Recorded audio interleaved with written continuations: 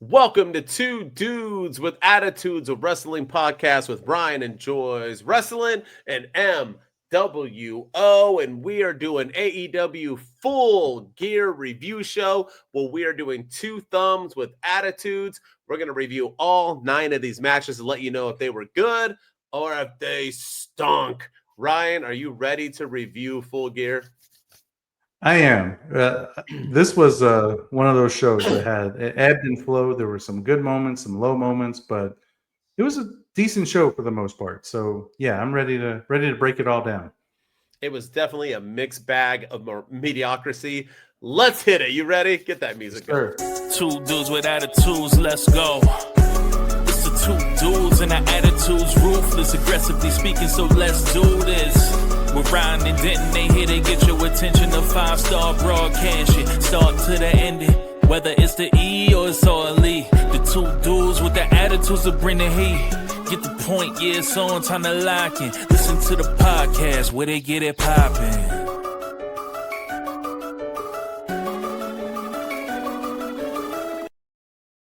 And I got to say, Ryan, when it came to predictions, I think I only got like 3 out of the 9 right, but I did get the main event right. So at least I got that one going for me. But holy crap, was this awful. But let's break it down. And we open up with the match Ryan had no idea would open up, and that is one Pac.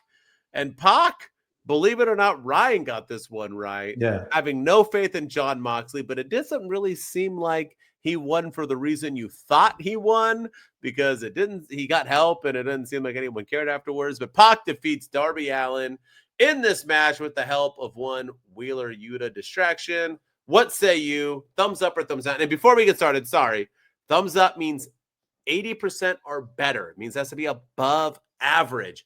90% or worse, that means if it's average or less, it's a thumbs down. So we don't hate the match, just means the match was good enough. So thumbs up, thumbs down, what you got? Oh man, for this being an opener, I'm gonna go thumbs down. And I know technically it didn't open because they did the stupid thing where they had Okada open at the beginning of the show, and with Takeshita out there, it was whatever. But this match was technically the first match of the Full Gear card, and to me, like, I would say it was about a 70% out of 80. To give it a thumbs up. So, I think Pac looked great. I think, but I don't know what they're doing with Darby Allin. Like, we all thought that Darby Allin was a guy that we all thought was going to dethrone Jon Moxley. We all thought that Darby Allin was next in line to win the AEW World Championship. This guy he climbed Mount Everest, for Pete's sake. He got ran over by a bus and walked and wrestled the next night. Like, this guy is like super tough, but for whatever reason, he can't beat Pac in a match. And I know the story that they're telling is to maybe, I don't know anymore, but the story that we thought they were going to tell was the end of the Jon Moxley and the Death Riders by having Pac beat him. And that's why I predicted Pac to beat him. But yeah, it was like, I don't know if that's the direction they're going. So we'll see. But overall, I thought this match was mediocre for an opener. Maybe if it was like the 3rd or 4th match on the card, I would have given it a thumbs up. But but being an opener, you're supposed to get us amped. You're supposed to get us hyped. You're supposed to get us excited about the show. And I don't feel like this really made me. This didn't give me those feelings. So for that, I give it a thumbs down. Yeah, I agree. And I'm not going to try to say it's because Darby didn't have like a all-out brawl or whatever he normally does. This match didn't really do it for me. I think it was like a C. It wasn't bad. It just was average. So I say thumbs down. And Pac winning didn't help. We'll get into it when we get to Mox and O'Reilly, but yeah, it just doesn't make sense. All right, let's get into it. It's okay when it's in a 4-way, and we had the timeless Time Bombs defeat the Babes of Wrath Sisters of Sin and Marina Shafir and Megan Bayne to get the match stipulations for their Shafir and Bayne match, I guess. I don't know. And then the other 2 tag teams can just go suck an egg, I guess. I don't know. But thumbs up or thumbs down? I'll go fringe thumbs up. I thought this match was fun. I thought this match was entertaining. I thought the match itself, like the idea of this match, was stupid because, again, you could have had the semifinals of the tag team tournament at Full Gear, and then you had your finalists going into, the tonight's episode of AEW Dynamite or something, or maybe next week's episode of Dynamite to give it a little bit of build, to give people some anticipation and something to watch to crown the first tag team champions. But they didn't do that. Instead, they added the stipulation, which I thought was dumb. But I think the right team won. I think Tony Storm and Mina Shirakawa delivered. Megasis looks fantastic. I thought the Babes of Wrath looked good. I thought it was just a fun match. And I think this match probably should have opened the show. I think if this match had opened the show, it would have given me excitement. It would have given me, hype for the rest of the show. But I thought this match was fun. I enjoyed it. It was it did what it needed to do. I thought the match was fun as well. That's why I give it a thumbs down, because it was another C for me. It was another average match. It was good, but it wasn't above average, in my opinion. The right people won. Yes, I predicted the Timeless Time Bombs to win. I thought it would. And I think it's funny because everyone online is like, oh, they won because they're going to pick the speculation to beat Shafir and Bane. I don't think that's why. I think they won because they're going to do the stipulation and lose it. I think Bane and Shafir, because you can't have Bane and Shafir get the stipulation and win the match. That's not what heels do. I think this is what they're doing. I think this match would have been better if it was an 8-woman tag match and they were each like good guys versus bad guys, and then the winning teams both get the stipulation, because that at least would have made one team winning the rights of a stipulation. Now you have one match with stipulations, one match without. I don't know. It just seems really, I don't know. Once again, another weird Tony Khan booking, in my opinion. But nonetheless, that's fine. Thumbs down. Sorry, not a bad thing. It was just an average match. It happened. To me, we started off Full Gear a little slow, but it picked up. We had FTR exactly how I predicted. Winning the belt as I said it would happen. Brodito had run its course. It's now time for new sheriffs in town, and FTR, your new tag team champions, leading to an Edge and Christian coming up after them pretty soon. What say you? Thumbs up, thumbs down? I'll go thumbs up. I thought this match was fun. This match, it was entertaining. It delivered. I thought Edge and Christian, or Adam Copeland and Christian, would have cost FTR the tag team titles, and that's how Brodito would have retained. But obviously, they're not going that direction, but that doesn't necessarily mean it was the wrong decision or the bad decision just because they didn't do what I thought they should do. But I enjoyed the match. I thought it was fun. Brodito is a fun tag team that was randomly thrown together, maybe one of the best randomly thrown together tag teams that AEW has. They've been entertaining. They've been really good. FTR is on a whole nother level right now, as probably some of the best heels in AEW. So makes sense. Put the tag team titles on them. Maybe Brodito gets one more match against them, and then that's when Cope and Cage return, and we set up a match at World's End or something. So either way, exciting things are on the horizon for the men's tag division in AEW, and FTR is at the top of the food chain. Yeah, I'm giving this way thumbs up. This is actually my match of the night. It was very close with another match, but this was my match of the night only because I like the end result better. I thought this was fun, man. I mean, Brodito brought it. They're a great tag team. FTR is obviously one of the greatest tag teams of all time. These guys showed out. The right team won. We're going to move on to FTR versus Edge and Christian coming up after this. It should be a hell of a good time. FTR deserved it, man. They're so over, and you can't just keep having them be these characters without following through with what they say. And so now they finally have followed through what they say. I'm looking forward to what they do after this. So yeah, fun match. Way thumbs up for me. And I just now noticed that Stokely Hathaway's in the background of that graphic. Oh, you didn't? Yeah, I didn't pick up. I was like, I wonder why they didn't put him in the graphic. And I was like, oh, wait, there he is over there in the corner. I just now saw that. That's so funny.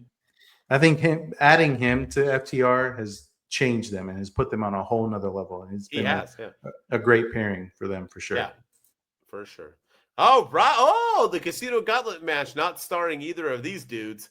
The winner was one Ricochet. I made fun of a lot of people about this match. I'll talk about it in a few, and I got a lot of shit from it. A lot of people came at me. But what say you? Thumbs up, thumbs down for the first ever national champion gauntlet match won by Ricochet. You know what? I'm going to surprise you on this, but I'm going to go very fringe thumbs up. I thought this match was, there were some parts to it that I was like, this is kind of dumb. There were some parts to it that, there was no surprises. anytime you have a match with like Mark Davis in it and Roderick Strong and Orange Cassidy and all these other, I'm just like, okay, like that's like I kept waiting for like somebody to come out and somebody huge to come out, and then I got tired of the Death Riders. It was constantly like 3-on-1, with the Death Riders just dominating everybody. But what I really enjoyed about the match though is I'm gonna say it was Ricochet. It was like Ricochet coming out. Goodness. I know, and I think I was worried that AEW was gonna do the stupid thing where they break up the Hurt Syndicate and they start teasing tension in the Hurt Syndicate because they're still one of the most overacts. They're still one of the most popular groups in AEW. And I was worried that having Bobby Lashley and Shelton Benjamin go 1 and 2 in this match, that was going to like ruin their whole dynamic. But you could argue why they were in the match in the first place, but I do like the creativity that they did to keep them from touching each other, to keep them kind of out of the ring for most of the time by having Ricochet's group beat them down. And I think Ricochet, as much as people don't like him or as much as he really doesn't have it for AEW, I think he'll be a good national champion because he does wrestle on the independent scenes. He does wrestle in other promotions quite a bit. And that's what they want to do with this national champion. They want him to wrestle in other companies, other promotions, kind of go from in the independent scene. And I think Ricochet could be a good ambassador for AEW. You say what you want about him. The guy loves being in AEW. He talks about it all the time. Talks about how it's way better than WWE. He talks about the treatment he gets, and he goes at people all the time that are constantly bad mouthing AEW. So I think he'll be he's a good first national champion for them for what they want him to do.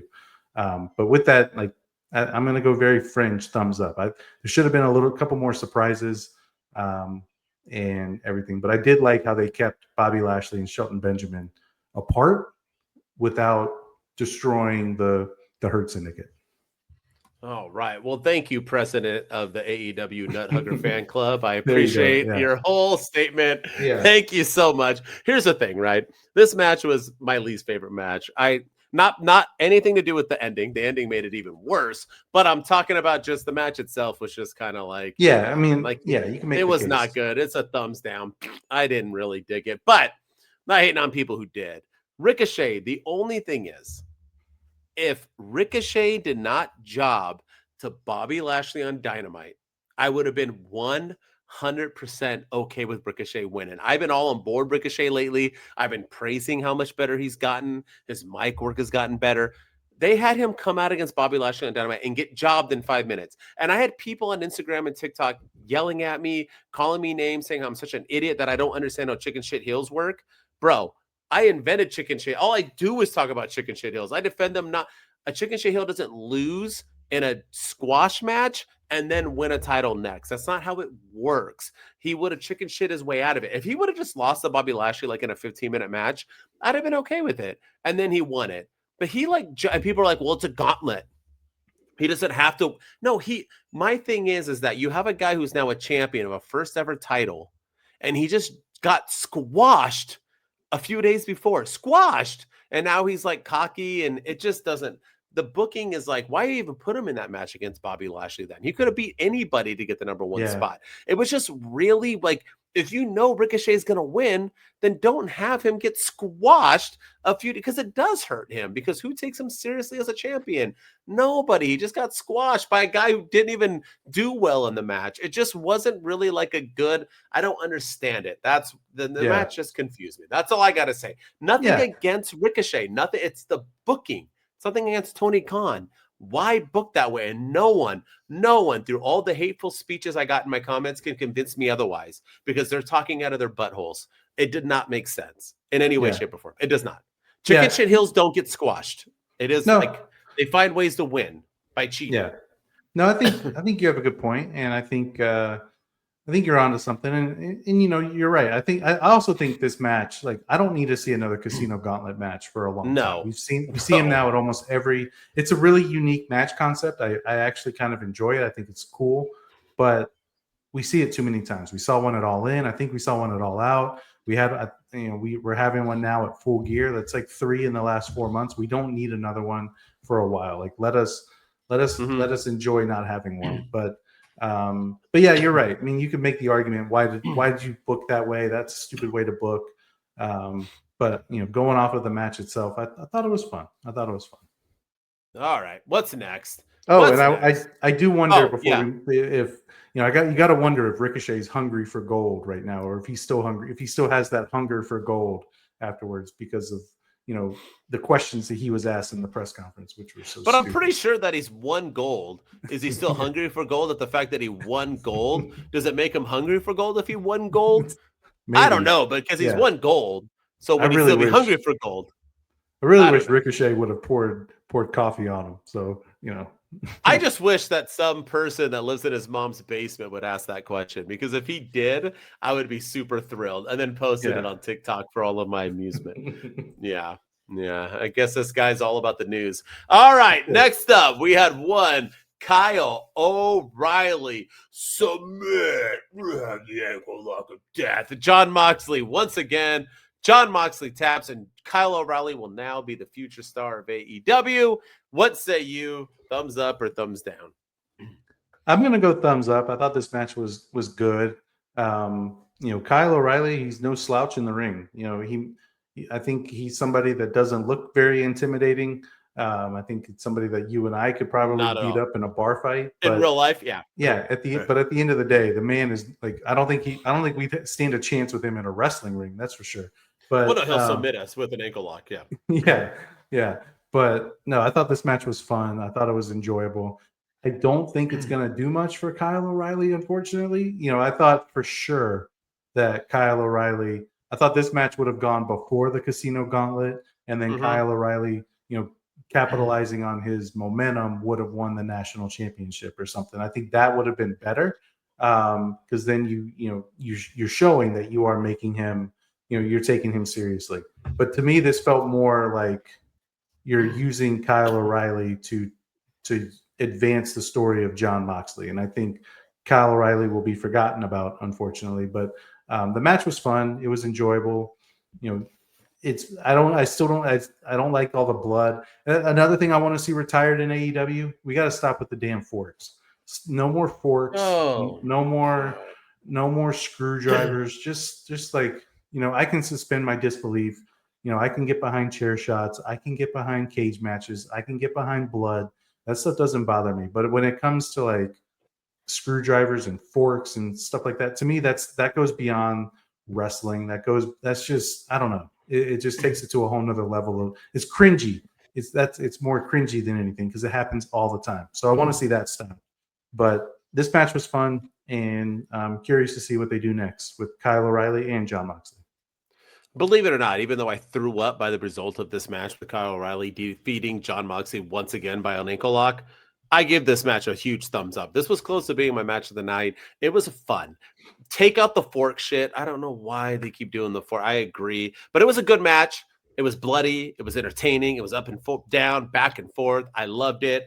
My thing is, once again, everybody online killing me, but Kyle O'Reilly is going to be a star. He's going to get pushed. He beat Jon Moxley. Let me tell you a little story about something that happened a couple months ago. Yeah, that's like 60 days. Jon Moxley lost to a guy named Darby Allin, and Darby Allin was going to be shot to the moon, next world champion. How did Darby Allin do on this pay-per-view? Who did he lose to? Oh, that's right. He lost to Pac, a Jon Moxley crony. That's right. So Kyle O'Reilly, your future's bright, my friend. Thumbs up nonetheless, but stop with this bullshit that you think Kyle O'Reilly's going to get a push because of this. No, this is once again Tony Khan booking shit for no reason. And I don't understand.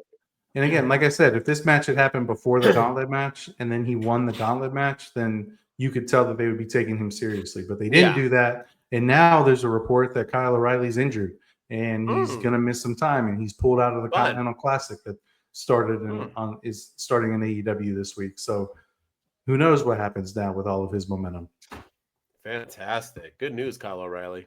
Maybe you could ankle lock your nurse.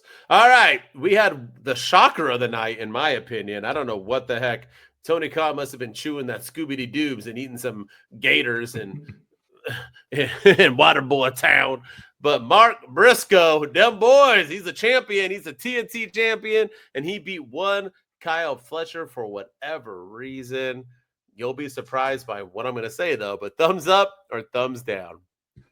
I'm going to go thumbs down. I didn't like this match. I can't get behind Mark Briscoe. I feel like you had a story right there. Mm-hmm. You know, the big complaint that people tell about AEW is they don't tell stories. You know, that's a bunch of gobbledygook. They do tell stories, but they had one that wrote itself in the palm of their hands and they let it slip away. Imagine Mark Briscoe losing and having to join the Don Callis family and go out there and do shit against his will and do stuff that he doesn't want to do. He doesn't want to participate in the Don Callis family celebrations. He doesn't want to do the backstage stuff, but he has to because he's a part of the family. He has to go against Orange Cassidy and the conglomeration. He has to go against the people that he teamed with in Blood and Guts because he's a part of the Don Callis family now. And maybe it does lead to a heel turn. I mean, you had a story. You had a story, and you just completely squandered it for whatever reason. Kyle Fletcher, rather. You had a good story with him becoming he was talking a lot about being the best TNT champion of all time, the most title defenses of the TNT Championship. You had an opportunity to continue his momentum as well. So this match just didn't do it for me. I can't get behind Mark Briscoe. I try, God rest his brother Jay's soul and everything that happened to his brother. Take nothing away from that. But Mark Briscoe, the character as a singles wrestler, doesn't do it for me. So I give this match a huge thumbs down. This was my letdown of the night, just because you had something in the palm of your hands and you squandered it.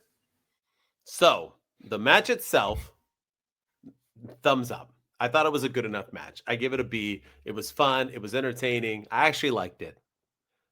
Okay, thumbs up. Now let's talk about the results. What the fudge? Everything you said, I don't even have to get much more into it. Like, I don't understand, unless you are such a diehard AEW hardcore fan that you bleed it and you write mean comments on my pages and then get attacked and then call me a bully, and that you just have to pretend that you think Mark Briscoe's gibberish and ring ability is amazing, that you approve this. This was and I'm not even a Kyle Fletcher fan. This was the stupidest decision. What is Briscoe going to do with this? Is the second biggest title in AEW, and you got the water boy with the champ. Don't even get it. Makes no sense. And like you said, him being a part of the Don Callis family, even though they have way too many members, would have been so much more entertaining with Kyle Fletcher controlling him and so on. And then, you ready, Tony Khan? Are you ready to learn how to book pro wrestling? Then you have him get so fed up that he comes up with a scenario where he says, hey, I'm either going to leave or win the team. And then he puts up the title again, and then he wins it and leaves the Don Callis family after a few months of being tormented. It's called booking pro wrestling. This is shit you learn when you teach children about pro wrestling, and Tony Khan doesn't get it. I have no idea what he's doing, because now Kyle Fletcher will get lost in the Continental Classic, and then Dem Boy will do absolutely nothing with the TNT Championship until he loses it. I don't know. Who knows? Could have lost it maybe to Kyle O'Reilly, his friend. God. Right? Yeah, there you go. Could have done something with the bad guy Mark Briscoe. Yeah, you had an opportunity. I don't know. Just stupid, but the match itself was good. Another surprising match. We had the bad guys, Josh Alexander and Young Bucks, win the $1 million against Kenny Omega and Jurassic Express, only for then the Young Bucks to do what we thought they would do and turn good guys and help out and turn against the Don Callis family. And just to note, before you give it a thumbs up or a thumbs down, Don Callis gave no shits they turned, because, hey, he's $1 million richer. I guess he doesn't understand that the Young Bucks also get a piece of that. I don't know. Nonetheless, thumbs up or thumbs down on this match. I'll go thumbs up for the match, thumbs down for the result. I thought the match was fun. I think these are the types of matches we're going to get now with Kenny Omega and his health issues. Jurassic Express is always fun and entertaining.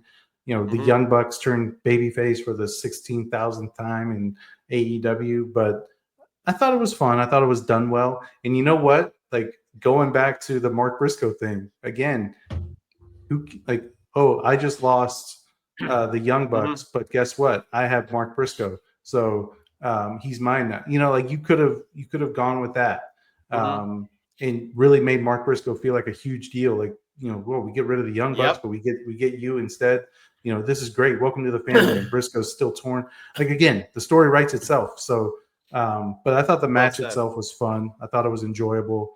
Everybody brought it in. Again, they're telling stories that, the Young Bucks are good guys again. So we think, they hugged Kenny Omega afterwards, and curious to see what happens next and where things go from here. But yeah, I thought this was a fun match. I enjoyed it. All right. This is the match itself, a fringe thumbs down. I thought it was an average match. Once again, I thought it was a C. I enjoyed it. It just wasn't good enough for a thumbs up. The afterwards, I did enjoy. I like the Young Bucks. I didn't like Don Callis pretending like the Young Bucks don't get part of the million. They actually get more of it because there's only 3 of them. But nonetheless, I did like the Young Bucks helping out.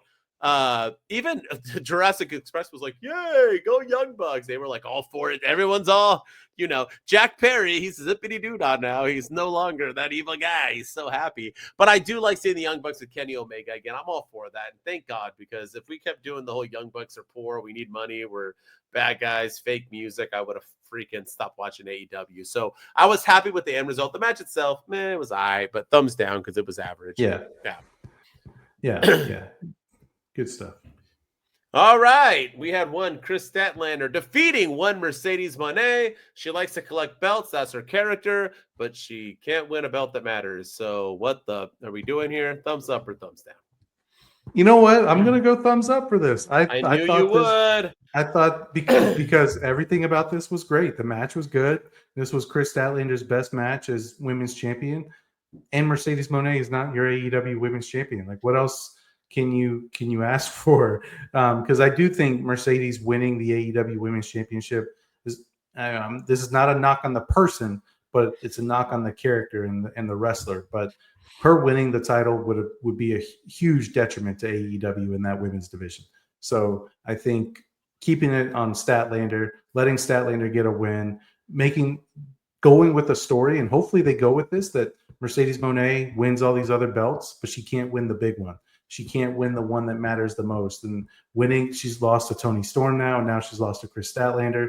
She's going to stop at nothing to try to get this belt back or to try to win this title because it's the one that she wants, but she just can't do it. And maybe eventually it causes her to lose these other titles because she's too hell-bent on winning the women's title. Now, that's how I would book it, but my name's not Tony Khan, and he'll probably have her win it on Collision this week. But either way, I thought this match was Collision.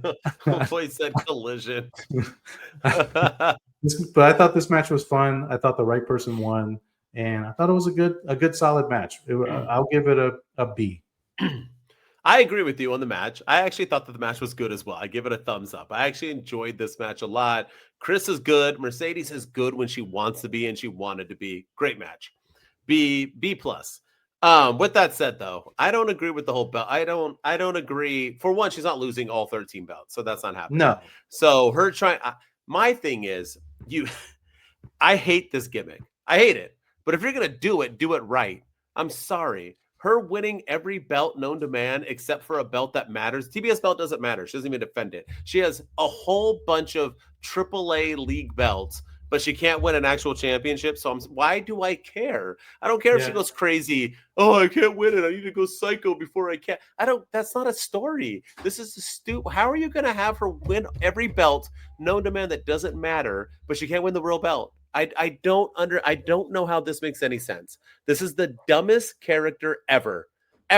She needs to stop. She is such a good talent. She showed it in this match. Please, Mercedes Moné, I love you. You're gorgeous. You're a top 5 of all timer. Stop with the stupid gimmick. Just disappear with it. Show up on Collision with only the TBS title, pretend like none of it ever happened, and move on with your career. I don't know this. It just doesn't work. I'm sorry. It doesn't. People can hate me. I got attacked online for this. I don't care. It doesn't make sense. You can't convince me otherwise. It does not make sense. It doesn't make sense.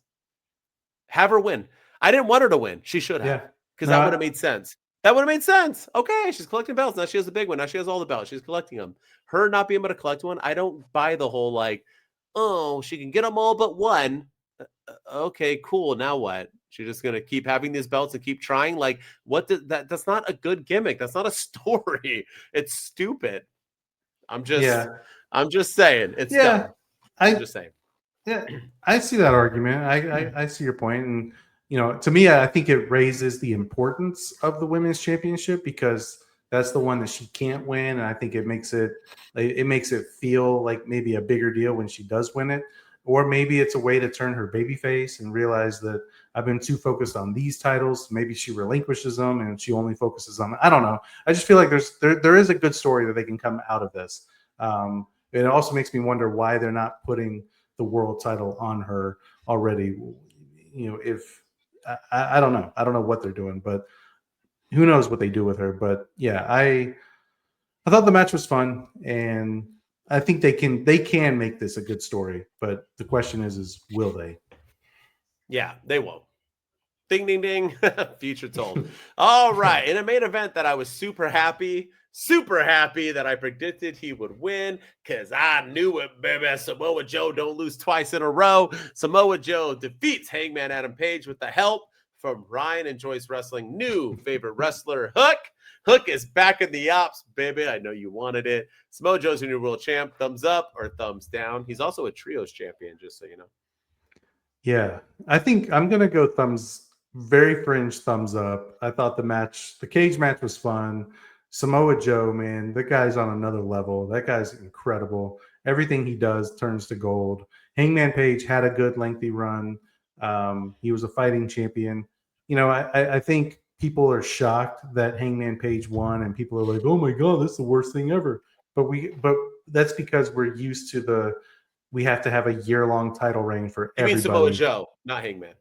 Right. Yeah, but people are upset that Hangman Page lost because he has such a short title reign. Yeah.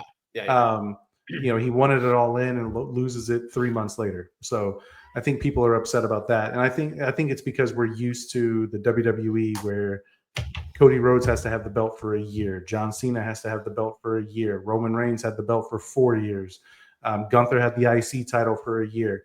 So I think Jon Moxley just had the AEW world title for a year. So I think people are used to these long title reigns. So when the guy that they want to win doesn't win, they're shocked. But I think we need shorter championship reigns. And so I think Hangman Page's title reign served its purpose. I think Samoa Joe as a heel, as a champion was it was the right call. And I don't like that he lost the title because of Hook. Like the same Hook has been getting obliterated by everybody on the main roster. But okay. But I guess they're telling a story, and that Hook was working with the ops the entire time. And maybe this is leading to, we saw the return of Swerve, and he's working with Hangman now. That was fun. Yeah, that was a good way to end the show. And Hook earlier in the night teamed with your boy Eddie Kingston, so maybe Eddie Kingston's going to feel a little bit betrayed by Hook as well. So maybe this is leading to a trios title match between Eddie Kingston, Adam Page, and Swerve versus the Ops, which that'll be a fun match to watch. It'll be entertaining, and it keeps Samoa Joe champion for a little bit longer as well. Son of a bitch. Son of a bitch for bringing up Eddie Kingston. You had me going, and then you brought up Eddie Kingston. I actually thought this match was a thumbs down. Believe it or not, I love the end result.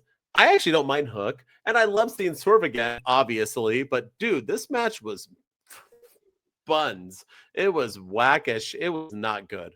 Between these two guys, this match I thought should have been good. This is one of my least favorite matches of the night. It was just not it. But with that said, I don't mind Hook coming back. I do like that you said that. It's funny that Hook jobs all the time, but then he can come help Samoa Joe win. But, Ricochet can get squashed and job all the time and become a world champion. But, nonetheless, neither here nor there. But I don't mind it. They have been hinting at Hook and talking about him. It wasn't so out of left field. And I like seeing Swerve back because we miss Swerve. Everybody misses Swerve. I don't understand why he's like all of us. I mean, he was kind of friends with Adam Page at the end. So he helped him win. Yeah. But having Swerve come in, then what? Swerve versus Joe, Hangman versus Joe. Are they going to bicker some more again? Trios, with friends? Yeah. We already saw that. Maybe the trios. I don't know. But nonetheless, Samoa Joe, it ended on a high note because we needed Swerve. I don't mind Hook getting a spot. I like Hook. I think Hook's really underutilized. I think he should be treated better. Maybe now he will. But I'm going to stick with my gut. He won't. because it's Tony Khan booking it. But nonetheless, Samoa Joe won. 2-time champ, baby. Not many people can say that. Props to him. I do have to say, too, is that there's so many AEW nut huggers who go online and shit on WWE for having old champions. They're like, your champions are Cody Rhodes and CM Punk. All you do is book old champions. Samoa Joe's a young Chris 52. Yeah. Shut up, AEW hardcore fans, unless you're listening to this podcast. I love you guys. Thank you for tuning in. But nonetheless, Samoa Joe, I'm glad you won it. Props to you, dude. I think he deserves it. I'm excied to see him lose to MJF in the future. I really, really am.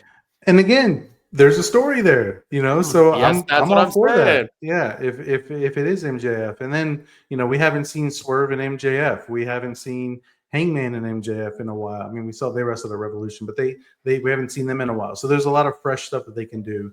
And I remember saying when Hook originally joined the Ops and started working with Samoa Joe back in whenever it was, I remember saying Hook being with Samoa Joe is going to help his career in a huge way because he can learn a lot from Samoa Joe. He can, get under Samoa Joe's wing, and maybe this could be what gets him to that next level, because he was teaming with like Danhausen. He was kind of a joke. Then he wrestled Samoa Joe for the title, and it was just like, this is not how you book this guy. But I think him joining the Ops was one of the best things that could have happened to him, because Samoa Joe takes people, if he knows how to take people under his wing, people learn from Samoa Joe. And look at Hook now, man. Hook is in the main event scene. Something that he wasn't just a year ago. So him joining the Ops clearly benefited him in the long run. Hook is that dude. I want him to go to NXT, but if he's not going to go to NXT, where they have him now in AEW is perfect. I like this. So utilize him. Yeah. Don't give him the Wardlow treatment. Utilize him. So yeah.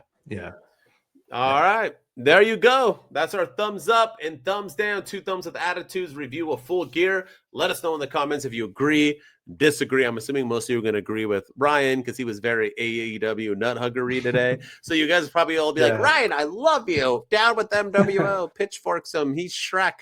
Get the forks. Yeah. Forks and screwdrivers. Get out of my swamp. But there you go. Thank you for tuning in. As always, don't forget to like, subscribe, follow, 5-star review, do whatever you can. We need it. The views are going up. That's why we did it. That's why we gave you guys a Thanksgiving episode. I am literally currently not watching Stranger Things season 5 just so I can record this episode for you guys. So that's how dedicated I am to the fans. So give the love back, please. We love you guys. And as always, if you just want to check me out and see me get abused online and then fight back and then be called a bully, you can catch me at my_wrestling_opinion on all social media. And with me is that handsome man right next to me. It's Ryan Enjoys Wrestling on all the social media platforms, and we are the 2 dudes with attitudes. We are hungry for gold like Ricochet, but so go follow us on all the social media platforms as well. So go follow us on TikTok at 2 dudes with attitudes, on X at 2 dudes PC, on Twitch at 2 dudes_with attitudes, on Instagram at 2 dudes with attitudes podcast. And like you said, we're growing on TikTok, on YouTube. So keep subscribing, the views are going up. Help us get there. Help us get to that next level. So we appreciate it there at 2 dudes with attitudes on YouTube. And then on audio, we're in the top 10% of all listened to wrestling podcasts. So help us get into that top 5%, that top 1% of all listened to podcasts. And the way to do that is to leave us a 5-star rating and review. Go in there, tell everyone about your favorite dudes on the internet. Tell everyone why you love Ryan Enjoys Wrestling, you love MWO, you love the 2 dudes with attitudes. Because we love y'all back and we appreciate everyone's love and support. Go do your thing. Leave us those ratings and reviews, and tell everyone about their favorite 2 dudes on the internet. 2 dudes Wolfpack. We out. 2 dudes with attitudes. Let's go. It's the 2 dudes and our attitudes ruthless, aggressively speaking. So let's do this. We're Ryan and Denton. They here to get your attention. The 5-star broadcast shit. Start to the ending. Whether it's the E or it's all E, the 2 dudes with the attitudes that bring the heat. Get the